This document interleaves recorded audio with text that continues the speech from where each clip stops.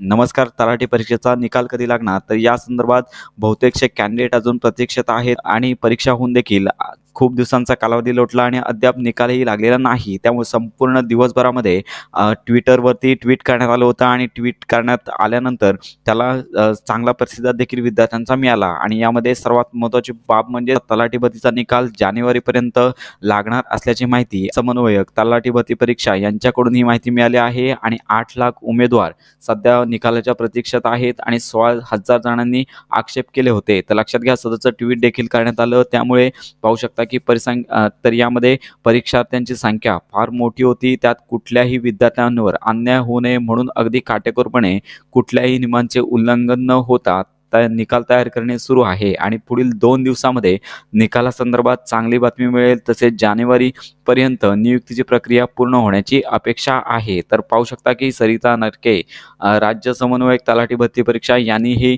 माहिती दिली आहे. तर येत्या 2 दिवसांमध्ये तलाठी भरतीच्या निकालासंदर्भात महत्त्वाची आणि आनंदाची बातमी सर्व जे तलाठी भरती परीक्षा ज्या कॅन्डिडेटने दिली आहे यांना मिळण्याची शक्यता आहे. म्हणजेच येत्या 2 ते 3 दिवसांमध्ये तलाठी भरतीच्या निकालासंदर्भात महत्त्वाची माहिती व महत्त्वाचे अपडेट येण्याची शक्यता आहे. तर सर्वप्रथम तलाठी भरती संदर्भात जो निकाल आहे तो मेरिटनुसार प्रसिद्ध केला जाईल आणि किती जागा आहेत त्या जागांनुसार कॅटेगरीनुसार निकाल प्रसिद्ध केला जाईल.